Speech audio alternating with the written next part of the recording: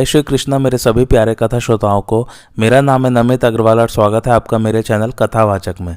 14वें दिन का युद्ध चल रहा है और भूरिश्रवा जो कि कौरवों की ओर से हैं, वे सात्यकी का वध करने वाले थे जो कि पांडवों की ओर से हैं। कृष्ण ने ये देख लिया और वे अर्जुन को कहते हैं कि देखो भूरिश्रवा सात्यकी को मारने वाला है, तुम कुछ करो।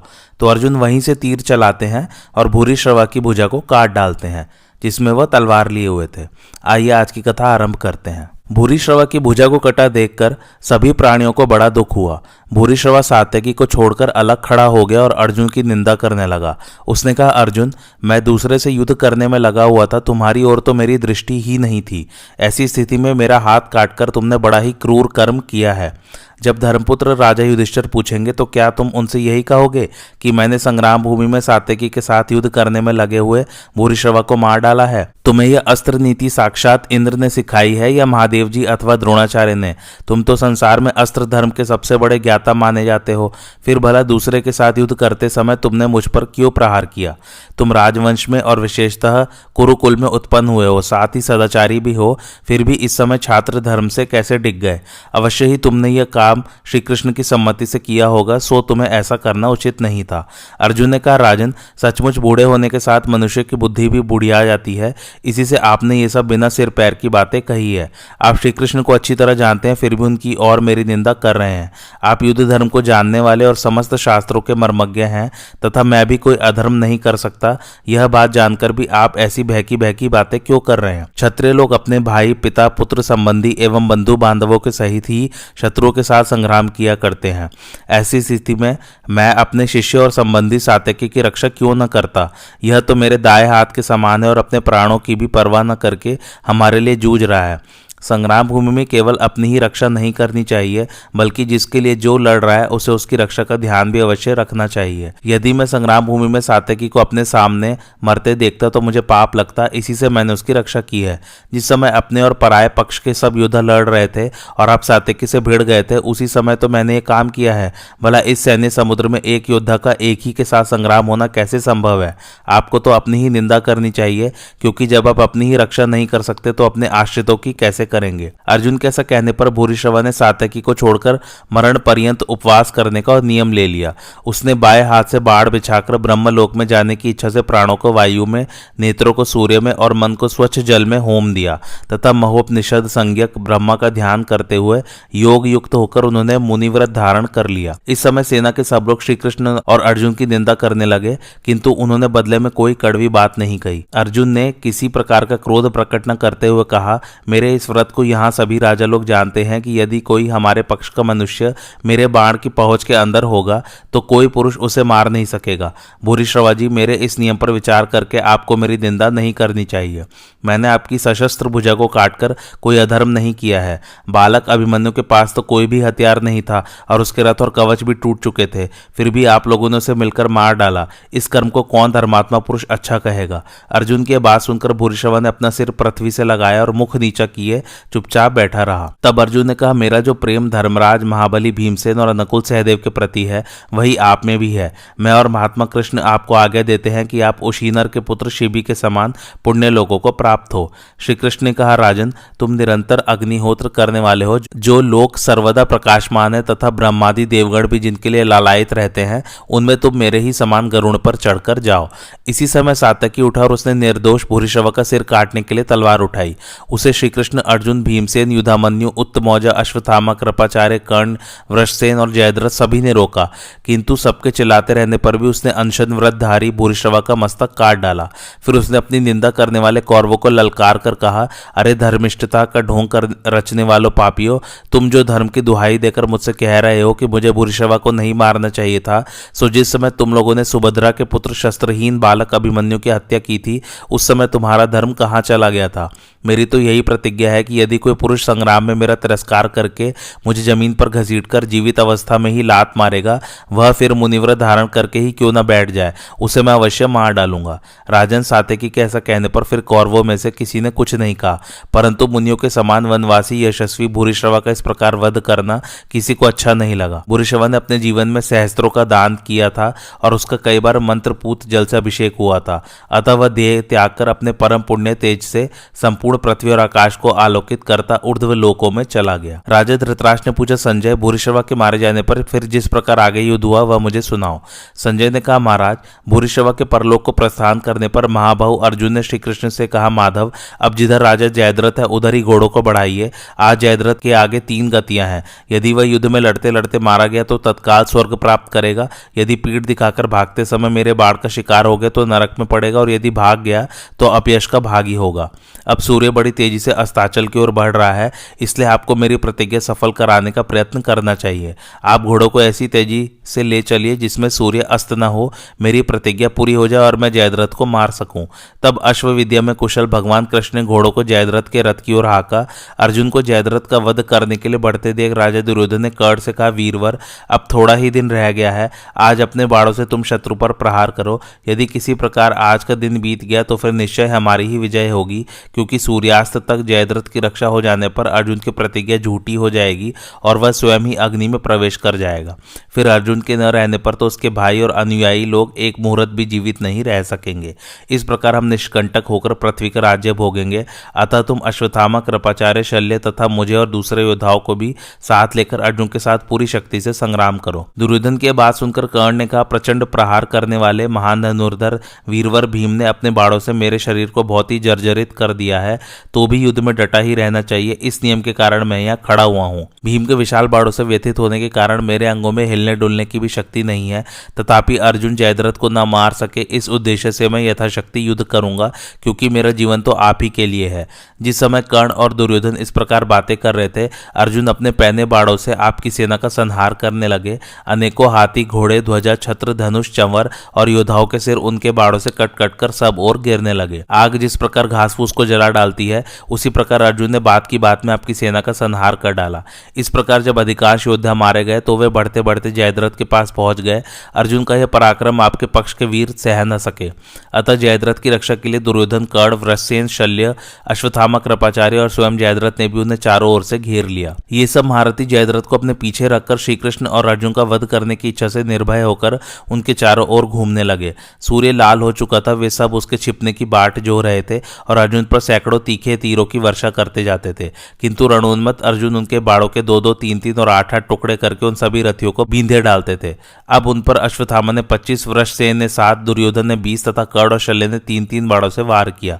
इसी प्रकार सब लोग भयंकर गर्जना करते हुए उन्हें बार बार बींधने लगे।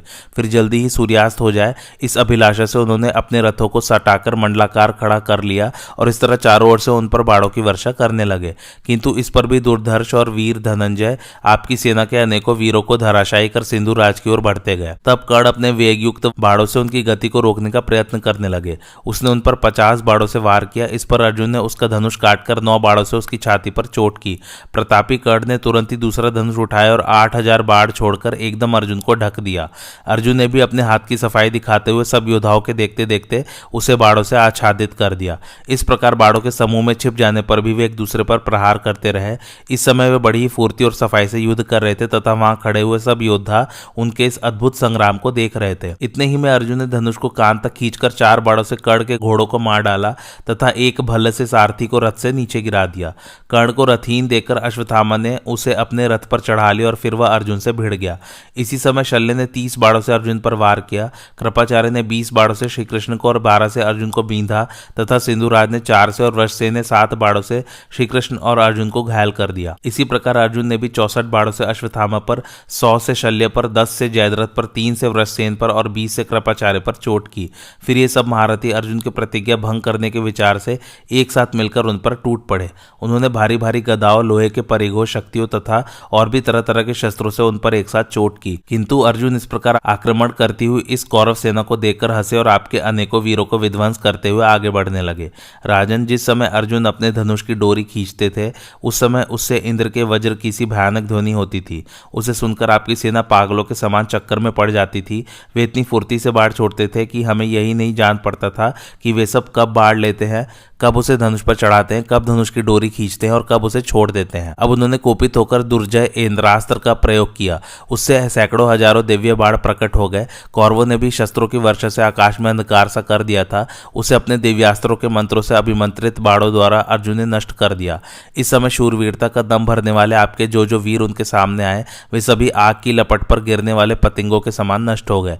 इस प्रकार अनेकों शूरवीरों के जीवन और सुयश को नष्ट करते हुए वे युद्ध स्थल में मूर्तिमान मृत्यु के समान विचर रहे थे। अर्जुन ने उस समय जो अति दुस्तर अस्त्र प्रलय किया, उसमें अनेकों अच्छे अच्छे वीर डूब गए। सिर कटे हुए शरीरों, बाहुहीन पिंडों, हस्तहीन भुजाओं, बिना अंगुलियों के हाथों, सूंड कटे हुए हाथियों, दंतहीन मातंगों, घायल ग्रीवा वाले घोड़े, टूटे फूटे रथों तथा जिनकी आते पैर या दूसरे जोड़ कट गए हैं, ऐसे निचेष्ट और तड़पते हुए सैकड़ों हजारों वीरों के कारण वह विशाल युद्धभूमि भीरू पुरुषों के लिए अत्यंत भयावह हो रही थी। अर्जुन का ऐसा मूर्तिमान काल के समान अभूतपूर्व पराक्रम देखकर कौरवों में बड़ी सनसनी फैल गई। इस प्रकार भयानक कर्म द्वारा अपनी भीषणता की छाप लगाकर वे बड़े बड़े महारथियों को लांघकर आगे बढ़ गए। अर्जुन को जयद्रथ की ओर बढ़ते देखकर कौरव योद्धा उसके जीवन से निराश होकर संग्राम भूमि से लौटने लगे। इस समय आपके पक्ष का जो वीर अर्जुन के सामने आता था, उसी के शरीर पर उनका प्राणांतक बाण गिरता था। महारथी अर्जुन ने आपकी सारी सेना को कबंधों से व्याप्त कर दिया। इस प्रकार आपकी चतुरंगिणी सेना को व्याकुल करके वे जयद्रथ के सामने आए। उन्होंने अश्वत्थामा को 50, वृषसेन को 3, कृपाचार्य को 9, शल्य को 16, कर्ण को 32 और जयद्रथ को 64 बाणों से बींधकर बड़ा सिंहनाद किया। जयद्रथ से अर्जुन के बाण न सहे गए। वह अंकुश खाए हुए हाथी के समान अत्यंत क्रोध में भर गया। अतः उसने 3 बाणों से श्री कृष्ण को और 6 से अर्जुन को बींधकर 8 बाणों से उनके घोड़ों को घायल कर डाला तथा 1 बाण उनकी ध्वजा पर छोड़ा। किंतु अर्जुन ने उसके छोड़े हुए बाणों को व्यर्थ करके एक ही साथ 2 बाण मारकर उसके सारथी के सिर और ध्वजा को काट डाला। इसी समय सूर्य को बड़ी तेजी से अस्ताचल के समीप जाते देख श्री कृष्ण ने कहा, पार्थ, इस समय जयद्रथ को 6 महारथियों ने अपने बीच में कर रखा है। अतः इस संग्राम में इन 6 को परास्त किए बिना जयद्रथ को मारना संभव नहीं है। इसलिए इस समय मैं सूर्य को छिपाने के लिए एक ऐसा उपाय करूंगा जिससे जयद्रथ को साफ साफ यही मालूम होगा कि सूर्य अस्त हो गया। इससे वह हर्षित होकर तुम्हें मारने के लिए बाहर निकल आवेगा और अपनी रक्षा के लिए किसी प्रकार का प्रयत्न नहीं करेगा। उस अवसर पर तुम उस पर प्रहार करना, सूर्य अस्त हो गया है यह समझकर उपेक्षा मत करना। इस पर अर्जुन ने कहा, आप जैसा कहते हैं वही किया जाएगा। तब योगीश्वर श्री कृष्ण ने योग युक्त होकर सूर्य को ढकने के लिए अंधकार उत्पन्न कर दिया। अंधकार फैलते ही आपके योद्धा यह समझकर कि सूर्य अस्त हो गया है, अर्जुन के नाश की संभावना से बड़ी खुशी में भर गए। खुशी के मारे उन्हें सूर्य की ओर देखने का भी ध्यान नहीं रहा। इसी समय राजा जयद्रथ सिर ऊंचा करके सूर्य की ओर देखने लगा। तब श्री कृष्ण ने अर्जुन से फिर कहा, वीर देखो, सिंधुराज तुम्हारा भय छोड़कर सूर्य की ओर देख रहा है। इस दुष्ट को मारने का यही सबसे अच्छा अवसर है। फौरन इसका सिर उड़ाकर अपनी प्रतिज्ञा पूरी करो। श्री कृष्ण की यह बात सुनकर प्रतापी पांडुनंदन अपने प्रचंड बाणों से आपकी सेना का संहार करने लगे। उन्होंने कर्ण और वृषसेन के धनुष काटकर एक भल्ल से शल्य के सारथी को रथ से नीचे गिरा दिया तथा कृप और अश्वत्थामा दोनों ही मामा भांजों को बहुत घायल कर डाला। इस प्रकार आपके सब महारथियों को अत्यंत व्याकुल कर उन्होंने एक दिव्यास्त्रों से अभिमंत्रित तथा गंध और पुष्पादि से पूजित इंद्र के वज्र के समान प्रचंड बाण निकाला। उसे विधिवत वज्रास्त्र से अभिमंत्रित कर बड़ी फुर्ती से गांडीव पर चढ़ाया। इस समय श्री कृष्ण ने जल्दी करने का संकेत करते हुए फिर कहा, धनंजय, सूर्य अस्ताचल पर पहुंचने ही वाला है। दुष्ट जयद्रथ का सिर फौरन काट डालो। देखो, इसके वध के विषय में मैं तुम्हें एक बात सुनाता हूं। इसका पिता जगत प्रसिद्ध राजा वृद्धछत्र था। उसे आयु का बहुत अधिक भाग बीत जाने पर यह पुत्र प्राप्त हुआ था। इसके विषय में राजा वृद्धछत्र को यह आकाशवाणी हुई थी कि राजन, आपका यह पुत्र कुल, शील और दम आदि गुणों में सूर्य और चंद्रवंशियों के समान होगा। इस क्षत्रिय प्रवर का लोक में शूरवीर लोग सर्वदा सत्कार करेंगे। किंतु संग्राम में युद्ध करते समय एक क्षत्रिय श्रेष्ठ अचानक इसका सिर काट डालेगा। यह सुनकर सिंधुराज वृद्धक्षत्र बहुत देर तक सोचता रहा। फिर उसने पुत्र स्नेह के वशीभूत होकर अपने जाति बंधुओं से कहा, जो पुरुष मेरे पुत्र का सिर पृथ्वी पर गिरावेगा उसके मस्तक के भी अवश्य ही 100 टुकड़े हो जाएंगे। ऐसा कहकर वह जयद्रथ का राज्याभिषेक कर वन को चला गया और बड़ी उग्र तपस्या करने लगा। इस समय वह समंत पंचक क्षेत्र के बाहर बड़ी घोर तपस्या कर रहा है। इसलिए तुम दिव्यास्त्र से इसका सिर काटकर वृद्धक्षत्र की गोद में गिरा दो। यदि तुमने इसे पृथ्वी पर गिराया तो निसंदेह तुम्हारे सिर के भी 100 टुकड़े हो जाएंगे। श्री कृष्ण की यह बात सुनकर अर्जुन ने वह वज्र तुल्य बाण छोड़ दिया। वह सिंधुराज के मस्तक को काटकर उसे बाज की तरह लेकर आकाश में उड़ा और समंत पंचक क्षेत्र के बाहर ले गया। इस समय आपके समधी राजा वृद्धक्षत्र संध्योपासन कर रहे थे। उस बाण ने वह सिर उनकी गोदी में डाल दिया और उन्हें इसका पता तक न चला। जब वृद्ध छत्र जप करके उठे तो वह सिर उनकी गोद से पृथ्वी पर गिर गया और उसके गिरते ही उनके सिर के भी 100 टुकड़े हो गए। राजन, इस प्रकार जब अर्जुन ने जयद्रथ को मार डाला तो श्री कृष्ण ने वह अंधकार दूर कर दिया।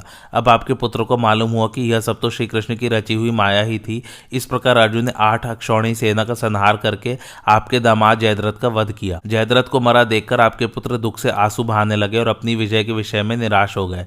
इधर जयद्रथ का वध होने पर श्री कृष्ण, अर्जुन, भीमसेन, सात्यकी, युधामन्यु और उत्तमौजा ने अपने अपने शंख बजाए। उस महान शंखनाद को सुनकर धर्मपुत्र युधिष्ठिर को निश्चय हो गया कि अर्जुन ने सिंधुराज को मार डाला है। तब उन्होंने बाजे बजवाकर अपने योद्धाओं को हर्षित किया तथा संग्राम में द्रोणाचार्य से युद्ध करने के लिए उन पर आक्रमण किया।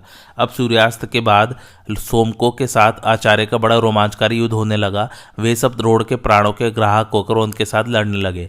इधर वीरवर अर्जुन भी अपनी प्रतिज्ञा पूरी करके सब ओर से आपके योद्धाओं का संहार करने लगे। धृतराष्ट्र ने पूछा, संजय, जब अर्जुन ने जयद्रथ को मार डाला उस समय मेरे पक्ष वाले योद्धाओं ने क्या किया? संजय ने कहा, भारत, सिंधुराज को युद्ध में अर्जुन के हाथ से मारा गया देख कृपाचार्य ने क्रोध में भरकर उन पर बड़ी भारी बाढ़ वर्षा आरंभ की। दूसरी ओर से अश्वत्थामा ने भी आक्रमण किया। फिर दोनों दो ओर से अर्जुन पर तीखे बाढ़ों की वर्षा करने लगे। इससे अर्जुन को बड़ी व्यथा हुई। कृपाचार्य गुरु थे और अश्वत्थामा गुरुपुत्र, अतः अर्जुन उन दोनों के प्राण नहीं लेना चाहते थे, इसलिए वे धीरे धीरे उन पर बाढ़ छोड़ रहे थे। तो भी इनके छोड़े हुए बाढ़ उन्हें विशेष चोट पहुंचाते थे। अधिक बाढ़ लगने के कारण उन दोनों को बड़ी वेदना हुई। कृपाचार्य तो रथ के पिछले भाग में बैठ गए और उन्हें मूर्छा आ गई। यह देख सारथी उन्हें रणभूमि से बाहर ले गया। उनके हटते ही अश्वत्थामा भी वहां से भाग गया। कृपाचार्य को अपने बाड़ों की पीड़ा से मूर्छित देख अर्जुन को बड़ी दया आई। उनकी आंखों से आंसू की धारा बहने लगी। वे बहुत दीन होकर रथ पर बैठे ही बैठे इस प्रकार विलाप करने लगे। पापी दुर्योधन के जन्म लेते ही महाबुद्धिमान विदुर जी ने राजा धृतराष्ट्र से कहा था कि यह बालक अपने वंश का नाश करने वाला है, इसे मृत्यु के हवाले कर दिया जाए तभी कुशल है। इससे कुरुवंश के प्रमुख महारथियों को महान भय प्राप्त होगा। उन सत्यवादी महात्मा की कही हुई बात आज प्रत्यक्ष दिखाई दे रही है। दुर्योधन के ही कारण आज मैं अपने गुरु को बाण शैया पर सोते देख रहा हूँ। क्षत्रियों के ऐसे आचार और बल पौरुष को धिक्कार है। इच्छा न रहते हुए भी मैंने इन्हें बाणों से बहुत घायल कर दिया। अब इन्हें दुख पाते देख मेरे प्राणों को बड़ा कष्ट हो रहा है। पहले की बात है, एक दिन अस्त्र विद्या की शिक्षा देते हुए आचार्य कृप ने मुझसे कहा था, कुरुनंदन, शिष्य को गुरु पर किसी तरह प्रहार नहीं करना चाहिए। उन साधु महात्मा एवं आचार्य के इस आदेश का मैंने आज युद्ध में पालन नहीं किया। गोविंद, मुझे धिक्कार है कि इन पर भी बारंबार हाथ उठाता हूँ। अर्जुन इस प्रकार विलाप कर ही रहे थे कि राधा नंदन कर्ण सिंधुराज को मारा गया देखकर उन पर चढ़ आया। यह देख पांचाल राज के दोनों पुत्रों और सात्यकी ने सहसा कर्ण पर धावा किया। महारथी अर्जुन ने जब कर्ण को आते देखा तो हंसकर भगवान देवकी नंदन से कहा, जनार्दन, यह देखिए कर्ण सात्यकी के रथ की ओर बढ़ा जा रहा है। युद्ध में सात्यकी ने जो भूरिश्रवा को मार डाला है यह उससे नहीं सहा जाता। अतः जहाँ कर्ण जा रहा है वहीं आप भी घोड़ों को हाँक कर ले चलिए। अर्जुन के ऐसा कहने पर भगवान श्री कृष्ण ने यह समयोचित बात कही, पांडुनंदन, कर्ण के लिए सात्यकी अकेला ही काफी है। फिर जब पांचाल राज के दो पुत्र भी उसके साथ है तब तो कहना ही क्या है। इस समय कर्ण के साथ तुम्हारा युद्ध होना ठीक नहीं है, क्योंकि उसके पास इंद्र की दी हुई शक्ति मौजूद है। तुम्हें मारने के लिए ही वह बड़े यत्न से उसे रखता है और बराबर उसकी पूजा करता है। अतः कर्ण को जैसे तैसे सात्यकी के ही पास जाने दो। मैं उस दुरात्मा के अंतकाल को जानता हूँ, समय आने पर बताऊंगा। फिर तुम अपने बाणों से उसे इस भूतल पर मार गिराओगे। धृतराष्ट्र ने पूछा, संजय, भूरिश्रवा और जयद्रथ के मारे जाने पर जब कर्ण के साथ सात्यकी का युद्ध हुआ उस समय सात्यकी के पास तो कोई रथ था ही नहीं, फिर वह किसके रथ पर सवार हुआ? संजय ने कहा, महाराज, भगवान श्री कृष्ण भूत और भविष्य को भी जानते हैं। उनके मन में यह बात पहले से ही आ गई थी कि भूरिश्रवा सात्यकी को हरा देगा। अतः उन्होंने अपने सारथी दारुक को आज्ञा दे दी थी कि तुम सवेरे ही मेरा रथ जोतकर तैयार रखना। राजन, देवता, गंधर्व, यक्ष, सर्प, राक्षस अथवा मनुष्य कोई भी श्री कृष्ण और अर्जुन को नहीं जीत सकते। ब्रह्मा आदि देवता और सिद्ध पुरुष इन दोनों के अनुपम प्रभाव को जानते हैं। अब युद्ध का समाचार सुनिए। सात्यकी को रथीन और कर्ण को उस पर धावा करते देख भगवान श्री कृष्ण ने अपने महान शंख पांचजन्य को ऋषभ स्वर से बजाया। शंखनाद सुनते ही दारुक भगवान का संदेश समझ गया और रथ उनके पास ले आया। फिर सात्यकी भगवान के आगे से उस पर जा बैठा। वह रथ विमान के समान देदीप्यमान था। सात्यकी उस पर सवार हो बाड़ों की झड़ी लगाता हुआ कर्ण की ओर दौड़ा। उस समय अर्जुन के चक्र रक्षक युधामन्यु और उत्तमौजा भी कर्ण पर टूट पड़े। कर्ण ने भी बाढ़ वर्षा करते हुए क्रोध में भरकर सात्यकी के ऊपर धावा किया। इन दोनों में जैसा युद्ध हुआ था वैसा इस पृथ्वी पर या देवलोक में देवता, गंधर्व, असुर, नाग और राक्षसों का भी युद्ध नहीं सुना गया। महाराज, उन दोनों के अद्भुत पराक्रम को देख सभी योद्धा युद्ध बंद कर उन्हीं दोनों के अलौकिक संग्राम को मुग्ध होकर देखने लगे। दारुक का सारथी कर्म भी अद्भुत था। वह कभी रथ को आगे बढ़ाता, कभी पीछे हटाता, कभी मंडलाकार में चारों ओर घुमाने लगता और कभी बहुत आगे बढ़ाकर सहसा लौट आता था। उसके रथ संचालन की कला देख आकाश में खड़े हुए देवता, गंधर्व और दानव भी विस्मय विमुग्ध हो रहे थे। सभी बड़ी सावधानी से कर्ण और सात्यकी का युद्ध देख रहे थे। वे दोनों वीर एक दूसरे पर बाड़ों की झड़ी लगा रहे थे। सात्यकी ने अपने सहायकों की चोट से कर्ण को खूब घायल किया। कर्ण भी भूरिश्रवा और जलसंध की मृत्यु से खींचा हुआ था। वह सात्यकी को अपनी दृष्टि से दग्ध सा करता हुआ बारंबार बड़े वेग से धावा करता था, किंतु सात्यकी उसे कुपित देख अपनी बाण वर्षा के द्वारा बराबर बीनता ही रहा। रण में उन दोनों के पराक्रम की कहीं तुलना नहीं थी। दोनों ही दोनों के अंग प्रत्यंग छेद रहे थे। थोड़ी ही देर में सात्यकी ने कर्ण के संपूर्ण शरीर में घाव कर दिया और एक भल्ल मारकर उसके सारथी को भी रथ की बैठक से नीचे गिरा दिया। इतना ही नहीं, अपने तीखे तीरों से उसने कर्ण के चारों श्वेत घोड़े भी मार डाले, फिर ध्वजा काटकर उसके रथ के भी सैकड़ों टुकड़े कर दिए। इस प्रकार सात्यकी ने आपके पुत्र के देखते देखते कर्ण को रथहीन कर दिया। तब कर्ण पुत्र वृषसेन, मद्राज शल्य और द्रोण नंदन अश्वत्थामा ने आकर सात्यकी को सब ओर से घेर लिया। उधर कर्ण के रथहीन हो जाने से संपूर्ण सेना में हाहाकार मच गया। कर्ण शोक उच्छ्वास खींचता हुआ तुरंत ही दुर्योधन के रथ पर जा बैठा। सात्यकी कर्ण तथा आपके पुत्रों को मारने में समर्थ था तो भी उसने अर्जुन और भीमसेन की प्रतिज्ञा रखने के लिए उनके प्राण नहीं लिए, केवल उन्हें घायल और व्याकुल करके ही छोड़ दिया। जिस समय पिछली बार जुआ खेला गया था उसी समय भीमसेन ने आपके पुत्रों को और अर्जुन ने कर्ण को मार डालने की प्रतिज्ञा की थी। कर्ण आदि प्रधान वीरों ने सात्यकी को मार डालने का पूरा प्रयत्न किया, किंतु वे सफल न हो सके। अश्वत्थामा, कृतवर्मा तथा अन्य सैकड़ों क्षत्रिय महारथियों को सात्यकी ने एक ही धनुष से परास्त कर दिया। वह श्री कृष्ण और अर्जुन के समान पराक्रमी था। उसने आपकी संपूर्ण सेना को हंसते हंसते जीत लिया। तत्पश्चात दारुक का छोटा भाई एक सुंदर रथ सजाकर सात्यकी के पास ले आया। उसी पर सवार हो सात्यकी ने पुनः आपकी सेना पर धावा किया। फिर दारुक इच्छा अनुसार श्री कृष्ण के पास चला गया। इधर कौरव भी कर्ण के लिए एक सुंदर रथ ले आए, जिसमें बड़े वेगवान उत्तम घोड़े जुते हुए थे। उस रथ पर यंत्र रखा था, पताका फहराती थी, नाना प्रकार के शस्त्र रखे हुए थे और उसका सारथी सुयोग्य था। उस रथ पर बैठकर कर्ण ने भी शत्रुओं पर आक्रमण किया। राजन, उस युद्ध में भीमसेन ने आपके 31 पुत्रों को मार डाला। इस प्रकार आपकी अनीति के कारण यह भयंकर संहार हुआ। संजय ने कहा, महाराज, एक तो भीमसेन का रथ टूट गया था, दूसरे कर्ण ने उन्हें अपने वाग बाणों से खूब पीड़ित किया था। इससे वे क्रोध के वशीभूत होकर अर्जुन से बोले, धनंजय, सुनते हो ना, तुम्हारे सामने ही कर्ण मुझसे कहता है कि अरे नपुंसक, मूढ़, पेटू, गवार, बालक और कायर, तू लड़ना छोड़ दे। मेरे विषय में ऐसी बात मुंह से निकालने वाला मनुष्य मेरा वध्य है, इसलिए तुम इसका वध करने के लिए मेरी बात याद रखो और ऐसा उद्योग करो जिससे मेरा वचन मिथ्या न हो। भीमसेन की बात सुनकर अर्जुन आगे बढ़े और कर्ण के निकट जाकर बोले, पापी कर्ण, तू आप ही अपनी तारीफ किया करता है। संग्राम भूमि में डटे हुए शूरवीरों को दो ही परिणाम प्राप्त होते हैं, जीत या हार। आज युद्ध में सात्यकी ने तुझे रथहीन कर दिया था। तेरी इंद्रियां विकल हो रही थी, तू मौत के निकट पहुंच चुका था, तो भी तेरी मृत्यु मेरे हाथ से होने वाली है, यह सोचकर ही सात्यकी ने तुझे जीवित छोड़ दिया है। दैवयोग से तूने भी महाबली भीमसेन को किसी तरह रथहीन किया है, किंतु ऐसा करके जो तूने उनके प्रति कड़वी बातें कही है वह महान पाप है। यह काम नीच पुरुषों का है। आखिर तू सूत का ही तो पुत्र ठहरा। महापराक्रमी भीमसेन के प्रति तूने जो अप्रिय बातें सुनाई है वे सहन करने योग्य नहीं है। सारी सेना देख रही थी, हमारी और श्री कृष्ण की भी उधर ही दृष्टि थी, जबकि आर्य भीम ने तुझे अनेकों बार रथहीन किया था, परंतु उन्होंने तेरे लिए एक बार भी कड़ी जबान नहीं निकाली। इतने पर भी जो तूने उन्हें बहुत से कटु वचन सुनाए हैं तथा मेरी अनुपस्थिति में तुम सब ने मिलकर जो सुभद्रा नंदन अभिमन्यु का वध किया है, उस अन्याय का अब तुझे शीघ्र ही फल मिलेगा। अब मैं तुझे तेरे सेवक, पुत्र और बंधुओं सहित मार डालूंगा। युद्ध में तेरे देखते देखते तेरे पुत्र वृषसेन का वध करूंगा। उस समय मोहवश यदि दूसरे राजा भी मेरे पास आ जाएंगे तो उनका भी संहार कर डालूंगा। यह बात मैं अपने शस्त्रों की शपथ खाकर कहता हूं। इस प्रकार जब अर्जुन ने कर्ण के पुत्र का वध करने की प्रतिज्ञा की, उस समय रथियों ने महान तुमुलनाद किया। वह अत्यंत भयंकर संग्राम अभी चल ही रहा था। इतने में सूर्य अस्ताचल पर पहुंच गए। अर्जुन की प्रतिज्ञा पूरी हो चुकी थी, अतः भगवान श्री कृष्ण ने उन्हें छाती से लगाकर कहा, विजय, बड़े सौभाग्य की बात है कि तुमने अपनी बहुत बड़ी प्रतिज्ञा पूर्ण कर ली। यह भी बहुत अच्छा हुआ कि पापी वृद्धक्षत्र अपने पुत्र के साथ मारा गया। भारत कौरव सेना के मुकाबले में आकर देवताओं का दल भी परास्त हो सकता है, इसमें तनिक भी संदेह नहीं है। अर्जुन, मैं तो तीनों लोकों में तुम्हारे सिवा किसी दूसरे पुरुष को ऐसा नहीं देखता जो इस सेना के साथ लोहा ले सके।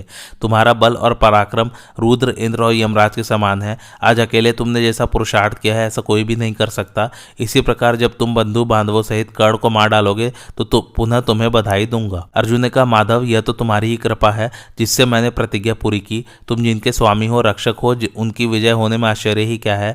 अर्जुन के ऐसा कहने पर भगवान धीरे धीरे घोड़ों को हाँकते हुए चले और युद्ध का वह दारुण दृश्य अर्जुन को दिखाने लगे। वे बोले, अर्जुन, जो लोग युद्ध में विजय और महान सुयश पाने की इच्छा कर रहे थे, वे ही ये शूरवीर नरेश आज तुम्हारे बाड़ों से मरकर पृथ्वी पर सो रहे हैं। इनके शरीर का मर्म स्थान छिन्न भिन्न हो गया है।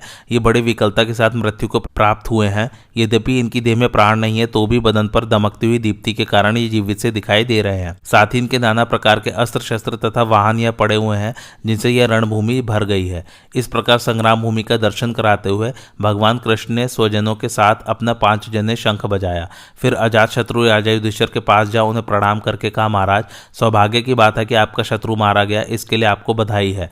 आपके छोटे भाई ने अपनी प्रतिज्ञा पूरी की, यह बड़े हर्ष का विषय है। यह सुनकर राजा युधिष्ठिर रथ से कूद पड़े और श्री कृष्ण तथा अर्जुन को गले लगाकर मिले। उस समय वे आनंद के उमड़ते हुए आंसू से भीग रहे थे। वे बोले, कमल नयन श्री कृष्ण, आपके मुख से यह प्रिय समाचार सुनकर मेरे आनंद की सीमा नहीं है। वास्तव में अर्जुन ने यह अद्भुत काम किया है। सौभाग्य की बात है कि आज मैं आप दोनों महारथियों को प्रतिज्ञा के भार से मुक्त देख रहा हूँ। यह बहुत अच्छा हुआ कि पापी जयद्रथ मारा गया। तदंतर शूरवीर भीमसेन और सात्यकी ने भी धर्मराज को प्रणाम किया। उनके साथ पंचाल देशीय राजकुमार भी थे। उन दोनों वीरों को हाथ जोड़कर खड़े हुए देख युधिष्ठिर ने उनका अभिनंदन किया। वे बोले, आज बड़े आनंद की बात है कि तुम दोनों को मैं इस सैन्य रूपी सागर से मुक्त देख रहा हूँ। तुम दोनों युद्ध में विजयी हुए। तुम्हारे मुकाबले में आकर द्रोणाचार्य और कृतवर्मा परास्त हो गए। अनेकों प्रकार के शस्त्रों से तुमने कर्ण को हराया और राजा शल्य को भी मार भगाया। अब तुम्हें सकुशल देखकर मुझे बड़ी प्रसन्नता हो रही है। भीमसेन और सात्यकी से ऐसा कहकर धर्मराज ने फिर गले लगाया और आनंद के आंसू बहाने लगे। राजन, उस समय पांडवों की संपूर्ण सेना आनंद मग्न हो गई। फिर उसने बड़े उत्साह के साथ युद्ध में मन लगाया। संजय कहते हैं, राजन, जयद्रथ के मारे जाने पर आपका पुत्र दुर्योधन आंसू बहाने लगा। उसकी दशा बड़ी दयनीय हो गई। अब शत्रुओं पर विजय पाने का उसका सारा उत्साह चाहता रहा। अर्जुन, भीमसेन और सात्यकी ने कौरव सेना का बड़ा भारी संहार कर डाला है। यह देखकर उसका चेहरा उदास हो गया, आंखें भर आई। वह सोचने लगा, इस पृथ्वी पर अर्जुन के समान कोई योद्धा नहीं है। जब अर्जुन को क्रोध चढ़ आता है उस समय उनके सामने द्रोणाचार्य, कर्ण, अश्वत्थामा और कृपाचार्य भी नहीं ठहर पाते। आज के युद्ध में उन्होंने हमारे सभी महारथियों को हराकर सिंधुराज का वध किया, किंतु कोई भी उन्हें रोक न सका। हाय, हमारी इतनी बड़ी सेना को पांडवों ने हर तरह से नष्ट कर डाला। जिसके भरोसे हमने युद्ध के लिए अस्त्र शस्त्रों की तैयारी की, जिसके पराक्रम का आश्रय ले संधि का प्रस्ताव करने वाले श्री कृष्ण को तिनके के समान समझा, उस कर्ण को भी अर्जुन ने युद्ध में परास्त कर दिया। महाराज, सारे जगत का अपराध करने वाला आपका पुत्र दुर्योधन जब इस प्रकार सोचते सोचते मन ही मन बहुत व्याकुल हो गया तो आचार्य द्रोण का दर्शन करने के लिए उनके पास गया और उनसे कौरव सेना के महान संहार का सारा समाचार सुनाया। फिर कहने लगा, आचार्य, अर्जुन ने हमारी 7 अक्षौहिणी सेना का नाश करके आपके शिष्य जयद्रथ का भी वध कर डाला। ओ, जिन्होंने हमें विजय दिलाने की इच्छा से अपने प्राण त्याग कर यमलोक की राह ली, उन उपकारी सुहृदों का ऋण हम कैसे चुका सकेंगे। जो भूपाल हमारे लिए इस भूमि को जीतना चाहते थे, वे स्वयं भूमंडला का ऐश्वर्य त्याग कर भूमि पर सो रहे हैं। इस प्रकार स्वार्थ के लिए मित्रों का संहार करके अब मैं 1000 बार अश्वमेध यज्ञ करूं तो भी अपने को पवित्र नहीं कर सकता। मैं आचार भ्रष्ट एवं पतित हूं। अपने सगे संबंधियों से मैंने द्रोह किया है। अहो, राजाओं के समाज में मेरे लिए पृथ्वी फट क्यों नहीं गई, जिससे मैं उसी में समा जाता। मेरे पितामह लहूलुहान होकर बाढ़शैया पर पड़े हैं। वे युद्ध में मारे गए पर मैं उनकी रक्षा न कर सका। काम्बोज राज अलम्बुज तथा अन्य अन्य सुहृदों को मरा देकर भी अब जीवित रहने से मुझे क्या लाभ है। मैं शपथ खाकर आपके सामने सच्ची प्रतिज्ञा करता हूं कि अब मैं पांडवों के साथ संपूर्ण पांचाल राजाओं को मारकर ही शांति पाऊंगा, अथवा जो लोग मेरे लिए युद्ध करते करते अर्जुन के हाथ से अपने प्राण खो चुके हैं उनके ही लोक में चला जाऊंगा। इस समय मेरे सहायक भी मेरी मदद करना नहीं चाहते। औरों की तो बात जाने दीजिए, स्वयं आप हम लोगों की उपेक्षा करते हैं। अर्जुन आपका प्यारा शिष्य है न, इसलिए ऐसा हुआ है। इस समय तो मैं केवल कर्ण को ही ऐसा देखता हूं जो सच्चे दिल से मेरी विजय चाहता है। राजन, आपके पुत्र की कही हुई बातें सुनकर आचार्य द्रोण मन ही मन बहुत दुखी हुए। वे थोड़ी देर तक चुपचाप कुछ सोचते रहे, फिर अत्यंत व्यथित होकर बोले, दुर्योधन, तू क्यों इस प्रकार अपने वाग बाड़ों से मुझे छेद रहा है। मैं तो सदा ही तुझसे कहता आया हूं कि अर्जुन को युद्ध में जीतना असंभव है।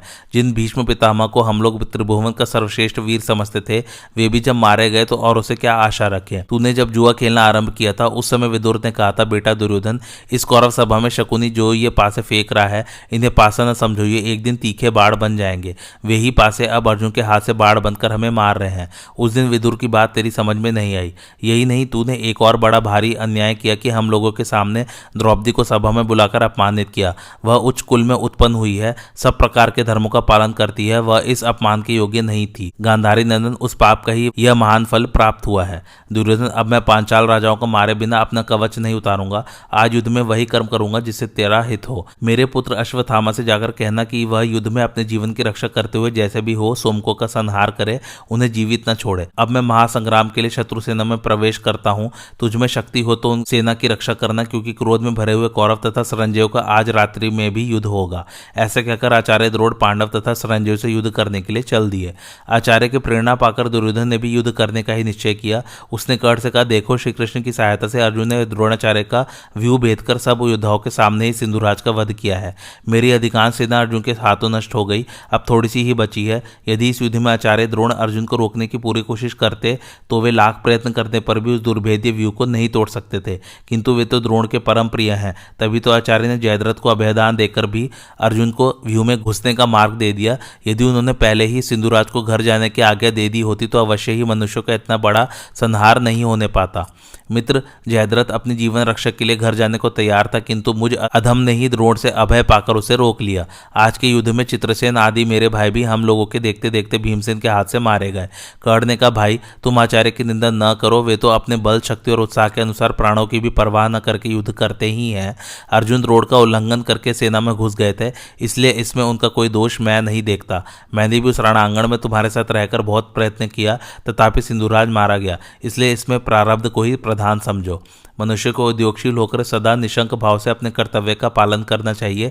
सिद्धि तो दैव के ही अधीन है।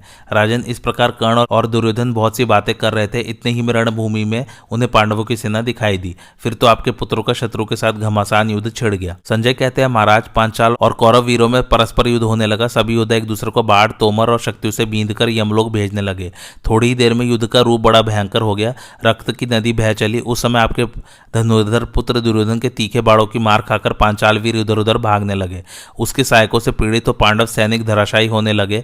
उस समय आपके पुत्र ने जैसा पराक्रम किया वैसा कौरव पक्ष के किसी भी दूसरे वीर ने नहीं किया। दुर्योधन के द्वारा पांडव सेना को नष्ट होते देख पांचाल वीर भीमसेन को आगे करके उस पर टूट पड़े। उसने भीमसेन को 10, नकुल सहदेव को 3-3, विराट और द्रुपद को 6-6, शिखंडी को 100, धृष्टद्युम्न को 70, युधिष्ठिर को 7 और कैकेय तथा चेदी देश के योद्धाओं को अनेकों तीखे बाड़ों से बींध डाला। फिर सात्यकी को 5, द्रौपदी के पुत्र को 3-3 और घटोत्कच को बहुत से बाड़ों द्वारा बींधकर सिंहनाद किया। इसके अलावा भी सैकड़ों योद्धाओं और उनके हाथियों को काट गिराया। तब पांडवों की सेना रणभूमि से भागने लगी। यह देख राजा युधिष्ठिर क्रोध में भरकर आपके पुत्र को मार डालने की इच्छा से उसकी ओर बढ़े।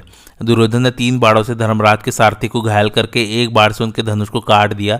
तब युधिष्ठिर ने शीघ्र ही दूसरा धनुष लेकर 2 भल्लों से दुर्योधन के भी धनुष के 3 टुकड़े कर दिए।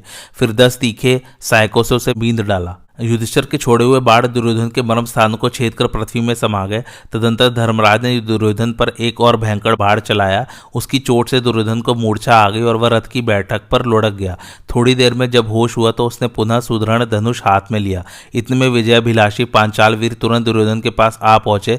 उन्हें आते देख आचार्य द्रोण ने दुर्योधन की रक्षा के लिए बीच में ही रोक लिया। फिर तो आपकी और शत्रुओं की सेनाओं में महान संग्राम होने लगा। उस समय अर्जुन, सात्यकी, युधिष्ठिर, भीमसेन, नकुल, सहदेव सेना सहित धृष्टद्युम्न, राजा विराट, केकय, मत्स्य, शाल तथा राजा द्रुपद ने भी द्रोणाचार्य पर धावा किया। द्रौपदी के 5 पुत्र और राक्षस घटोत्कच भी अपनी सेना साथ ले उन्हीं की ओर बढ़े। प्रहार करने में कुशल 6000 पांचालों तथा प्रभद्रकों ने भी शिखंडी को आगे रखकर द्रोण पर ही आक्रमण किया।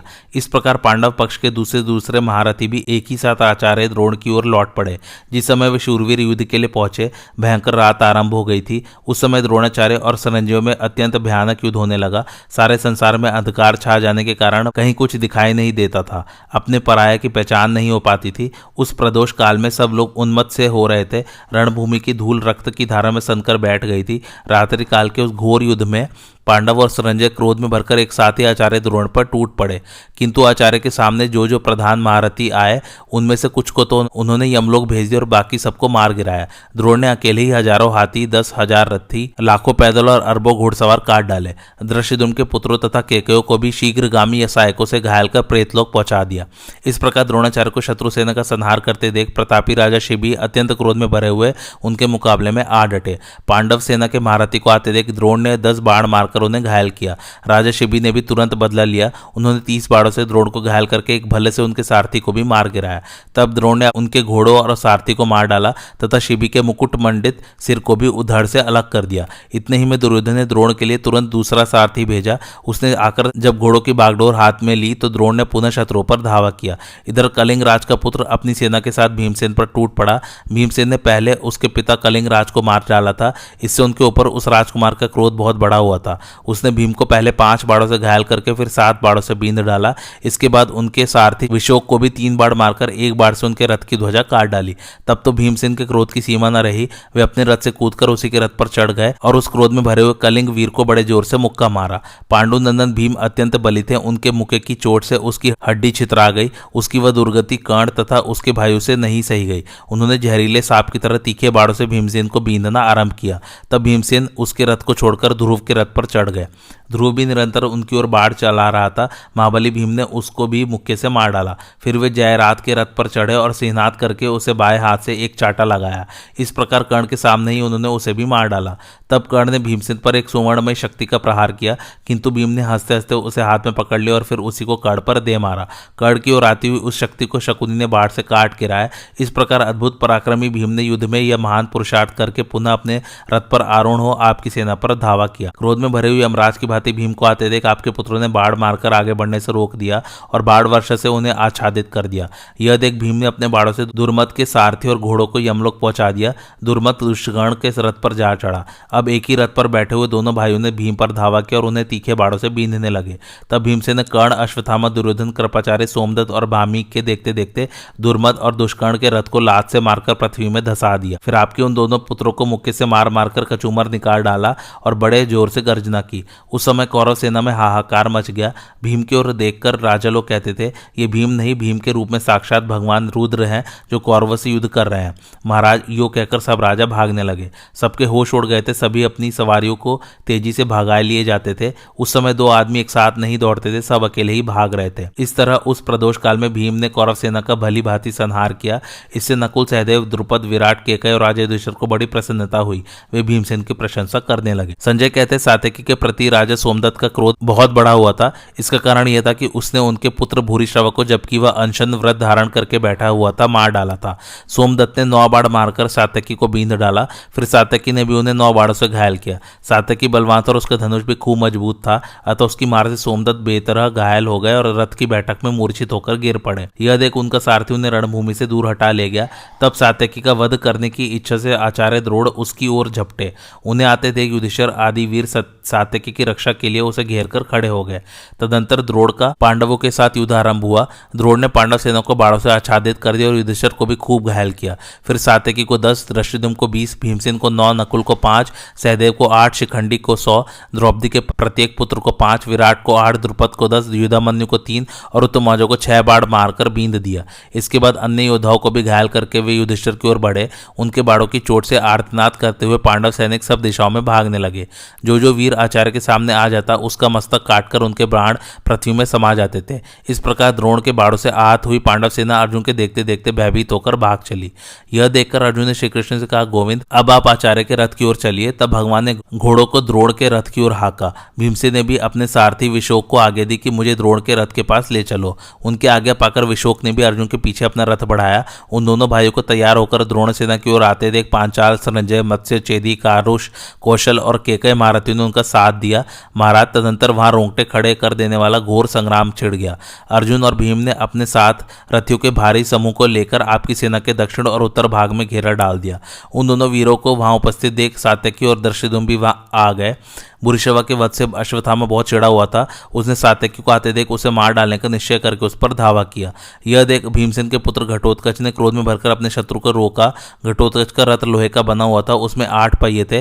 वह बहुत बड़ा और भयंकर था। उसी में बैठकर वह अश्वत्थामा की ओर चला। एक अक्षौहिणी राक्षसी सेना उसे चारों ओर से घेरे हुए थी। किसी के हाथ में त्रिशूल था तो किसी के हाथ में मुगदर, कोई पत्थर की चट्टान हाथ में लिए था और कोई वृक्ष। घटोत्कच प्रलय काल के दंडधारी यमराज की भांति जान पड़ता था। उसके हाथ में उठाए हुए महान धनुष को देखकर राजा लोग भय से व्याकुल हो उठे थे। वह भीमकाय राक्षस पर्वत के समान ऊंचा था। बड़ी बड़ी दाढ़ों के कारण उसका मुख विकराल तथा भयंकर दिखाई पड़ता हुआ था। रात्रि होने से उस समय राक्षसों का बल बहुत बढ़ा हुआ था। उनके चलाए हुए लोहे के चक्र, भुषुंडी, प्रास, तोमर, शूल, शतग्नि और पटिश आदि अस्त्र शस्त्र वहां बरस रहे थे। बड़ा ही भयंकर संग्राम छिड़ा था। उसे देखकर कौरव पक्ष के राजाओं, आपके पुत्रों तथा कर्ण को भी बहुत कष्ट हुआ और वे सब दिशाओं की ओर भागने लगे। उस समय एकमात्र अभिमानी वीर अश्वत्थामा ही विचलित न होकर अपनी जगह पर डटा रहा। उसने घटोत्कच की रची हुई माया अपने बाड़ों से नष्ट कर दी। माया का नाश होने पर घटोत्कच के क्रोध की सीमा न रही। उसने भयंकर बाड़ों का प्रहार किया। वे सभी बाढ़ अश्वत्थामा के शरीर में घुस गए। तब अश्वत्थामा ने भी क्रोध में भरकर घटोत्कच को 10 बाड़ों से बींध डाला। इससे उसके मर्म स्थानों में बड़ी चोट पहुंची। अत्यंत पीड़ित होकर उसने लाख अरों वाला एक चक्र हाथ में लिया, जिसके किनारे की ओर छुरे लगे हुए थे। वह चक्र अश्वत्थामा को लक्ष्य करके उसने चलाया, परंतु अश्वत्थामा ने बाण मारकर चक्र के टुकड़े टुकड़े कर दिए। वह व्यर्थ होकर पृथ्वी पर गिर पड़ा। यह देख घटोत्कच ने अपने बाड़ों की वर्षा से अश्वत्थामा को आच्छादित कर दिया। इतने ही में घटोत्कच का पुत्र अंजन पर्व वहां आ पहुंचा। उसने अश्वत्थामा को ऐसे रोक लिया जैसे आंधी के वेग को पर्वत रोक देता है। तब अश्वत्थामा ने एक बार से अंजन पर्व की ध्वजा, 2 से रथ के दोनों सारथी, 3 से त्रिवेणुक, 1 से धनुष और 4 से चारों घोड़े मार गिराए। रथहीन हो जाने पर उसने तलवार उठाई, किंतु द्रोण कुमार ने तीखे तीर से उसके भी 2 टुकड़े कर दिए। तब अंजन पर्व ने गदा घुमाकर चलाई, किंतु द्रोण कुमार ने उसे भी बाड़ों से मारकर गिरा दिया। फिर तो वह प्रलयकालीन मेघ के समान गर्जना करता हुआ कूदकर आकाश में चला गया और वहां से वृक्षों की वर्षा करने लगा। यह देख अश्वत्थामा उस मायावी को बाड़ों से बींधने लगा। तब वह नीचे उतरकर पुनः दूसरे रथ पर जा बैठा। इसी समय अश्वत्थामा ने अंजन पर्व को मार डाला। अपने महाबली पुत्र को अश्वत्थामा के हाथ से मारा गया देख घटोत्कच क्रोध से जल उठा और अश्वत्थामा के पास जाकर बोला, द्रोण कुमार, मैं उन पांडवों का पुत्र हूं जो युद्ध में कभी पीछे पैर नहीं हटाते, राक्षसों का राजा हूं और रावण के समान मेरा बल है। तू इस रणांगण में खड़ा तो रह, जीते जी नहीं जाने पाएगा। आज मैं तेरा युद्ध करने का हौसला मिटा दूंगा। ऐसे कहकर क्रोध से लाल लाल आंखें किए वह महाबली राक्षस अश्वत्थामा की ओर झपटा और उस पर रथ के धुरे के सदृश बाड़ों की वर्षा करने लगा। किंतु घटोत्कच के बाड़ अभी निकट आने भी नहीं पाते थे कि अश्वत्थामा उन्हें काट गिराता था। इस प्रकार अंतरिक्ष में मानो बाड़ों का एक दूसरा ही संग्राम चल रहा था। जब दोनों ओर के बाड़ टकराते तो उनसे चिंगारियां छूटने लगती, जो उस प्रदोष काल में आकाश के बीच जुगनों की भांति जान पड़ती थी। रणाभिमानी अश्वत्थामा के द्वारा अपनी माया नष्ट हुई देख घटोत्कच पुनः आकाश में छिप गया और दूसरी माया रचने लगा। वह एक ऊंचा पर्वत बन गया। उसके अनेकों शिखर थे जो वृक्षों से भरे हुए थे। जैसे पर्वतों से झरने गिरते हैं, उसी प्रकार उस पर्वत से भी शूल, प्रास, तलवार और मूसल आदि के स्रोत बहने लगे। यह सब देखकर भी अश्वत्थामा विचलित नहीं हुआ। उसने हंसते हंसते उस पर्वत पर वज्रास्त्र का प्रहार किया। उसका स्पर्श होते ही वह गिरिराज सहसा विलीन हो गया। इसके बाद उसने इंद्रधनुष सहित काला मेघ बनकर पत्थरों की वर्षा से द्रोण पुत्र को ढक दिया। अश्वत्थामा अस्त्रवेत्ताओं में श्रेष्ठ था। उसने अपने धनुष पर वायव्यास्त्र का संधान किया और उससे उस काली घटा को छिन्न भिन्न कर दिया। फिर उसने बाड़ों की वर्षा से संपूर्ण दिशाओं को आच्छादित करके पांडवों के 1,00,000 रथियों का सफाया कर डाला। तदंतर क्रोध में भरे हुए घटोत्कच ने अश्वत्थामा की छाती में 10 बाण मारे। उनसे आहत होकर अश्वत्थामा कांप उठा। इतने ही में घटोत्कच ने आंजलिक नाम का बाण मारकर उसके धनुष को भी काट डाला। तब अश्वत्थामा ने दूसरा मजबूत धनुष हाथ में लिया और घटोत्कच पर तीखे बाड़ों की वर्षा आरंभ कर दी। अब तो घटोत्कच के क्रोध की सीमा नहीं रही। उसने भयंकर कर्म करने वाले राक्षसों की सेना को आज्ञा दी कि वीरों, इस द्रोण के बेटे को मार डालो। आज्ञा पाते ही वे भयंकर राक्षस आंखें लाल लाल के मुंह बाए अनेकों अस्त्र लेकर अश्वत्थामा को मारने के लिए दौड़े। वे अश्वत्थामा के मस्तक पर शक्ति, शतग्नि, परिघ, वज्र, शूल, पटिश, तलवार, गदा, भिंदीपाल, मूसल, फरसा, प्रास, तोमर, कणप, कंपन और मुगदर आदि घोर शत्रुनाशक अस्त्र शस्त्रों की वर्षा करने लगे। द्रोण पुत्र के मस्तक पर शस्त्रों की बौछार होती रही देख आपके योद्धा बहुत दुखी हुए, परंतु वह स्वयं तनिक भी विचलित नहीं हुआ। वज्र के समान तीखे सहायकों से उस घोर शस्त्र वर्षा का विध्वंस करता रहा। फिर उसने अपने तीक्ष्ण बाड़ों को दिव्य मंत्रों से अभिमंत्रित करके राक्षसों की सेना का संहार आरंभ किया। उसके बाड़ों से घायल होकर राक्षसों का समुदाय व्याकुल हो उठा। अश्वत्थामा की मार पड़ने से वे सबके सब क्रोध में भरकर उसके ऊपर टूट पड़े। उस समय अश्वत्थामा ने ऐसा अद्भुत पराक्रम दिखाया जो दूसरों के किए नहीं हो सकता था। उसने राक्षस राज घटोत्कच के देखते देखते अपने प्रज्वलित बाड़ों से उसकी सेना को भस्मसात कर दिया। तब क्रोध में भरे हुए घटोत्कच ने दांतों से अपना ओठ चबाकर ताली बजाई और सिंहनाद करके 8 घंटियों वाली एक भयानक अश्नि अश्वत्थामा के ऊपर छोड़ी। किंतु उसने कूदकर वह अश्नि हाथ में पकड़ ली और पुनः उसे घटोत्कच पर ही चला दी। घटोत्कच कूदकर रथ से अलग हो गया और वह भयंकर अश्नि उसके घोड़े, सारथी, ध्वजा तथा रथ को भस्म करके पृथ्वी में समा गई। आज की कथा यही समाप्त होती है। कैसी लगी आप लोगों को मेरी कथा मुझे कमेंट करके जरूर बताइए और मेरे चैनल कथावाचक को लाइक, शेयर और सब्सक्राइब जरूर कीजिए। Thanks for watching. धन्यवाद।